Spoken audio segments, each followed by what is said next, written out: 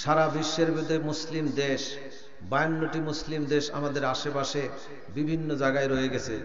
এই মুসলিম দেশগুলা আজকে আমরা ঐক্যবদ্ধ না হয়ে বিচ্ছিন্ন থাকার কারণে আজকে সারা বিশ্বের ইহুদি খ্রিস্টানরা ঐক্যবদ্ধ হয়ে মুসলমানদেরকে নিধন করার চেষ্টা করছে, কথা ঠিক কিনা বলেন? এবং সেই সাথে সাথে ইহুদি খ্রিস্টানদের সাথে আমাদের কিছু নামধারী মুসলমান মুনাফিক তাদের সঙ্গে মিলেমিশে মুসলমানদেরকে হত্যা করার জন্য এরাও সেখানে যোগ দিয়েছে, কথা ঠিক কিনা বলেন? আজকে সেই জাতিসংঘের নামে যেই জাতিসংঘ তৈরি করেছে ইহুদি খ্রিস্টানরা, আর সেই জাতিসংঘে আমাদের মুসলমানরাও যে বসেও একটা দেশকে নিধন করার জন্য যখন তারা বিল আনয়ন করে, সেই বিলের ভিতর তারা ভোট দিয়ে সেই দেশকে আক্রমণ করার জন্য মুসলমানরাও অনেক দেশ আছে তারা সহযোগিতা করে, কথা ঠিক কিনা বলেন? আমরা এখন বিশ্বের এক প্রান্তে এশিয়া মহাদেশের দক্ষিণ প্রান্তে আমরা অবস্থান করছি। সারা বিশ্বের মধ্যে মুসলিম দেশ 52টি মুসলিম দেশ আমাদের আশেপাশে বিভিন্ন জায়গায় রয়ে গেছে। এই মুসলিম দেশগুলা আজকে আমরা ঐক্যবদ্ধ না হয়ে বিচ্ছিন্ন থাকার কারণে আজকে সারা বিশ্বের ইহুদি খ্রিস্টানরা ঐক্যবদ্ধ হয়ে মুসলমানদেরকে নিধন করার চেষ্টা করছে, কথা ঠিক কিনা বলেন? এবং সেই সাথে সাথে ইহুদি খ্রিস্টানদের সাথে আমাদের কিছু নামধারী মুসলমান মুনাফিক তাদের সঙ্গে মিলেমিশে মুসলমানদেরকে হত্যা করার জন্য এরাও সেখানে যোগ দিয়েছে, কথা ঠিক কিনা বলেন? আজকে সেই জাতিসংঘের নামে যেই জাতিসংঘ তৈরি করেছে ইহুদি খ্রিস্টানরা, আর সেই জাতিসংঘে আমাদের মুসলমানরাও যে বসেও একটা দেশকে নিধন করার জন্য যখন তারা বিল আনয়ন করে, সেই বিলের ভিতর তারা ভোট দিয়ে সেই দেশকে আক্রমণ করার জন্য মুসলমানরাও অনেক দেশ আছে তারা সহযোগিতা করে, কথা ঠিক কিনা বলেন? আজকে সারা বিশ্বের মুসলমান অশান্তির আগুনে দাউ দাউ করে জ্বলছে, কথা ঠিক কিনা বলেন? ভাইয়ে ভাইয়ে মারামারি, দলে দলে মারামারি, শুধু আমরা মুসলমানেরা, এই কথা ঠিক কিনা বলেন? আজকে ইহুদিরা মারামারি করতেছে, কোন খবরের কাগজে পেয়েছেন? কথা বলেন। ইহুদিরা মারামারি করতেছে, তারা খবরের কাগজে এটা পেয়েছেন? খ্রিস্টানেরা মারামারি করে তারা নিজেরা ধ্বংস হয়ে যাচ্ছে, এটাকে আমরা পেয়েছেন? কিন্তু মুসলমান হয়ে একজন আরেকজনকে আমরা সহ্য করতে পারছি না, যার ফলে একজন আরেকজনকে মারার জন্য, তার ক্ষতি করার জন্য জীবনের সবকিছু খরচ করে হলেও তার ক্ষতি করার জন্য আমরা চেষ্টা করি, কথা ঠিক কিনা বলেন? এটা কি কোনো মুসলমানের কাজ? বলে এটা কি কোনো মুসলমানের কাজ? এক মুসলমান আরেক মুসলমানকে হিংসা করতে পারে না, এক মুসলমান আরেক মুসলমানের ক্ষতি করতে পারে না। বিশ্বনবী তাই বলেছেন, মান সালিমাল মুসলিমুনা মিন লিসানিহি ওয়া ইয়াদিহি, একজন মুসলমান আরেক মুসলমানের জন্য তার হাত এবং জবান আরেক মুসলমানের জন্য যতক্ষণ পর্যন্ত নিরাপদ না হবে, সে ব্যক্তি মুসলমান নয়, সে ব্যক্তি আমার উম্মত নয়, কথা ঠিক কিনা বলেন? এক ব্যক্তি জিজ্ঞাসা করলেন, সালা রাজুলুন ইয়া রাসূলুল্লাহ আইয়ুল মুসলিমু খায়রুন, উৎকৃষ্ট মুসলমানকে? আল্লাহ রাসূল বলেন, মান সালিমাল মুসলিমুনা মিন লিসানি ওয়া ইয়াদিহি, একজন মুসলমান তার জবান থেকে আরেকজন মুসলমানকে কষ্ট দিতে জানে না, গালি দিবে না, তার দুর্নাম করবে না, তার গীবত করবে না। এই মুখ দিয়ে একজন মুসলমান কষ্ট নিয়ে যাবে, কথা শুনে, ভাষা দিয়ে, এইটা সে মুসলমানের কাজ হতে পারে? তারপরে তার হাত দিয়া, মুখ দিয়া এমন কথা বলো না যে কথা বললে পরে তোমার আরেক ভাই কষ্ট পায়। কি বলেন? মুখের কথা হাতের কথার চাইতে শক্ত, হাতের পিটনির চাইতেও শক্ত। একটা পিটনি দিলেন, এটা সহ্য করবে, কিন্তু এমন এক কথা বলেছেন সারা জীবনে তার ভিতরে দাগ কেটেছে, এই দাগ আর কিয়ামতের আগ পর্যন্ত মুছে যাবে না। এই জন্য আল্লাহ তাআলা বললেন, ইয়া আইয়ুহাল্লাযীনা আমানুত্তাকুল্লাহা ওয়া কুলু কাওলান সাদীদা। হে বিশ্বাসীগণ, ভয় করো কাকে? জোরে বলেন কাকে? ওয়াজ আপনাদেরকে অর্ধেক করতে হবে, আমি অর্ধেক করবো, 50-50 হলে ওয়াজ পরিপূর্ণ হবে, কথা ঠিক কিনা বলেন? ভয় করবো কাকে? আল্লাহ তাআলা মুসলমানদেরকে, ঈমানদারদেরকে ডাক দিয়ে বলছেন, সারা বিশ্বের মানুষদেরকে ডাক দিয়ে বলেন নাই ইয়া আইয়ুহাল্লাযীনা আমানু তাকুল্লাহা, আল্লাহকে ভয় করো। ঈমান এনেছেন, আল্লাহর ভয় ঢুকে নাই। ঈমান এনেছেন, বিশ্বাস করেন পরকাল আছে, আল্লাহ আছে, রাসূল আছে, কোরআন আছে, আবার হাসর নাসর সবকিছু আপনি বিশ্বাস করেন, কিন্তু কাজের বেলায় নাই। কিন্তু এই ধরনের বিশ্বাস নয়। যার প্রতি বিশ্বাস করবেন সেটাকে এমন ভাবে বিশ্বাস করতে হবে, সেই বিশ্বাসের আলোকেই আপনার জীবন পরিচালনা করতে হবে। এবং সেই বিশ্বাস যদি আপনার অন্তরে থাকে, আল্লাহর ভয় যদি থাকে, কোন লোক তো কোনো চুরি করতে পারে না। কথা ঠিক কিনা? আল্লাহর ভয় থাকলে মিথ্যা কথা বলবে? বলেন বলবে? আল্লাহ তাআলার ভয় যদি থাকে, সে কখনো অপরের ক্ষতি কখনো করবে? অবশ্যই করবে না। এই জন্য মুসলমানদেরকে ডাক দেয়া বলেন ওয়াত্তাকুল্লাহ, আল্লাহকে ভয় করো, ওয়াকুলু কাওলান সাদীদা, মুখের ভাষা সংযত করো, এমন কথা বলো যেই কথাগুলোর অর্থবহ, যেই কথার ভিতরে পুণ্য আছে, যেই কথার ভিতরে খায়ের আছে, কল্যাণ আছে, এমন ধরনের কথা তুমি বলো মুখ দিয়া।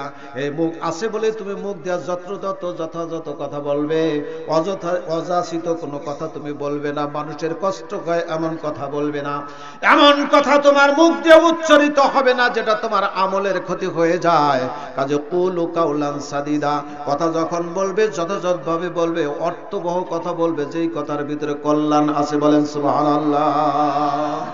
يصلح لكم أعمالكم يغفر لكم ذنوبكم ومن يطع الله ورسوله فقد فاز فوزا عظيما।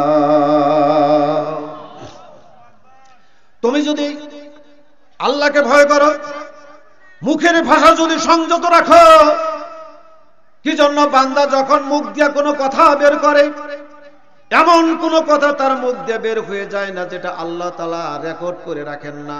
সেটা ছোট কথা হোক, বড় কথা হোক, মাঝারি কথা হোক, আর যত উচ্চ কথাই হোক, নিচু কথাই হোক না কেন, খারাপ হোক ভালো হোক, আল্লাহ তাআলা বলেন তোমার প্রত্যেকটা মুখের ভাষা, প্রত্যেকটা ওয়ার্ড, প্রত্যেকটা শব্দ আল্লাহ তাআলা রেকর্ড করে রাখতেছেন। বলেন সুবহানাল্লাহ।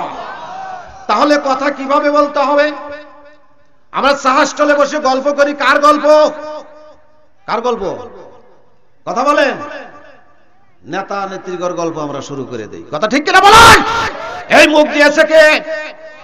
মুখ কার? এই মুখ দিয়ে কার ভাষা উচ্চারিত হবে?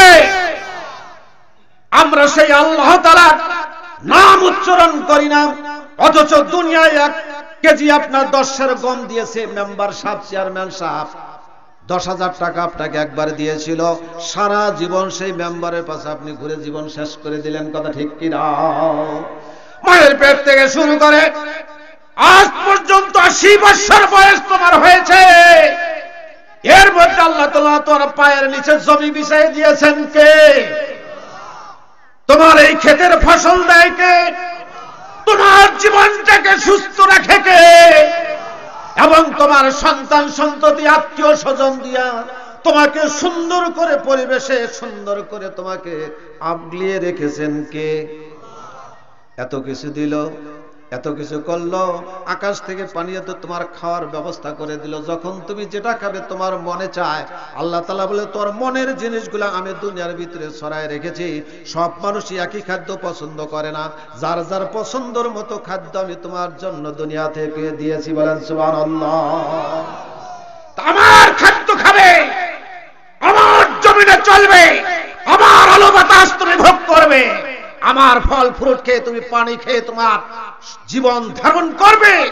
আর আমার সঙ্গে কুফরি করে মানুষের গুণগান তুমি গাও, কে তুমি? তোমার কে জীবনের হিসাব হবে না, তোমার কে রেকর্ড বাজানো হবে না। আল্লাহর দরবারে সেদিন বলে ইকরা কিতাবাকা কাফা বিনাফসিকা, পড়ো তোমার জীবনের ডায়েরি, কোন জায়গায় কি বলেছো, কোন জায়গায় কি করেছো, সবকিছু এই ডায়েরিতে লেখা হয়ে গেছে। পড়ো। প্রত্যেকটা মানুষকে ডাকা হবে, তার দল সহ, তার নেতা সহ। আসো নেতাজি, তুমি দুনিয়াতে নেতৃত্ব দিয়েছো, তোমার দল নিয়ে তুমি এসো।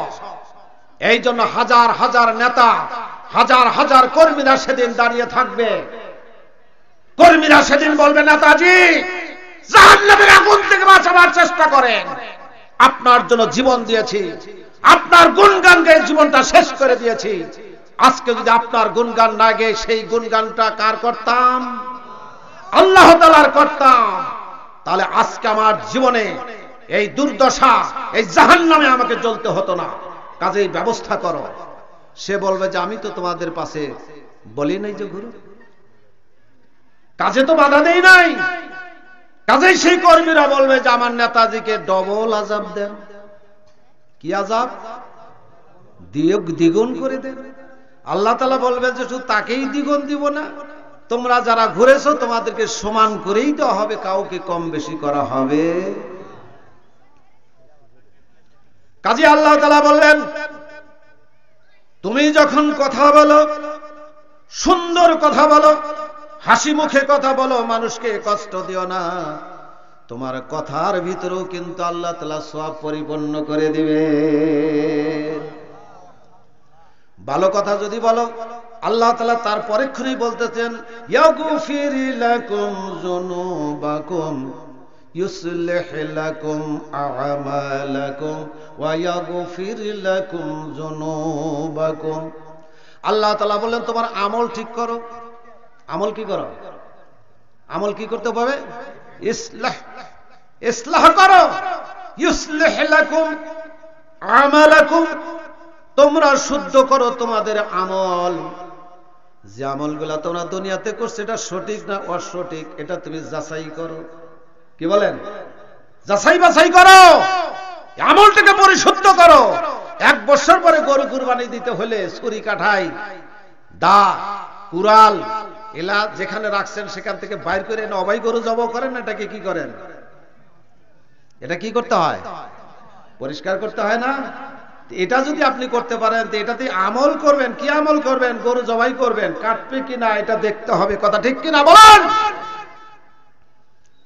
তাহলে আপনি যে আমলটা করতেছেন এটার ভিতরে শিরক আছে কিনা, বেদাত আছে কিনা, পাপ আছে কিনা, এতে আল্লাহ সন্তুষ্ট কিনা, বেজার কিনা, সবকিছু যাচাই বাছাই করে তোমার আমলটাকে শুদ্ধ করো।